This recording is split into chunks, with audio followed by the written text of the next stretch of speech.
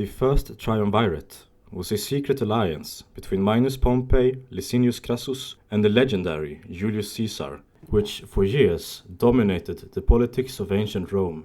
The first Triumvirate is one of the most famous conspiracies in all of human history, and many have also heard of the second Triumvirate, which seized power in Rome after Caesar had been assassinated and then took revenge upon his murderers. But almost no one has heard of the Gallic Triumvirate, which was a conspiracy between three Gallic noblemen who sought to conquer today's France and Switzerland. It all began with a man named Orgetorix, who was a powerful leader among the Helvetii tribe in today's Switzerland. Now Orgetorix had considerable wealth and influence among his people, but he still was not satisfied with his position. Orgetorix wanted to become king, not only over the Helvetii tribe, but over the entire Gallic region. In order to accomplish these great ambitions, Orgetorix first had to find a cause behind which he could rally the Helvetian people. And so he did, because the Helvetii was a brave and most warlike people which yearned for the glory of combat. But because of the snowy mountains that surrounded them, the Helvetii were greatly restricted in their ability to make war upon other tribes, a circumstance which apparently caused terrible anguish in the hearts of the Helvetian males. So Orgetorix suggested that the entire Helvetian people should migrate west into Gaul proper, from where they could easily plunder and subjugate the other Celtic tribes. And Orgetorix's countrymen found this idea very much to their liking. It was decided that all Helvetians should migrate west in 3 years' time, and that they would amass a gigantic amount of wagons and of beasts of burden with which to move all of their belongings. In the meantime, Orgetorix was to serve as ambassador among the Gauls. Orgetorix laid the diplomatic groundwork for the Helvetii migration, but Orgetorix did something else as well. Orgetorix secretly formed a personal alliance with Casticus of the Sequani tribe and with Dumnorix of the Aedui tribe. Casticus' father, Catamantaledes, had been the king of the Sequani, and Dumnorix had considerable influence among the Aedui. The three men decided that they should make themselves kings over their own respective tribes, and that they then, with the combined forces of the Helvetii, the Sequani, and Aedui, would be powerful enough to seize control over the entire Gallic region. Orgetorix, Casticus, and Dumnorix swore secret oaths to one another, and a marriage was arranged between Dumnorix and Orgetorix's daughter. Unfortunately for Orgetorix, word came out about his secret alliance and his plans to make himself king of the Helvetii. And the Helvetians were not happy about it, to say the least, because Helvetian society was based on tribal assemblies and common decision-making amongst the Helvetian nobility. Much like the Romans, the Helvetians were strongly opposed to the notion of someone forcibly taking over as king. So they gave Orgetorix an ultimatum.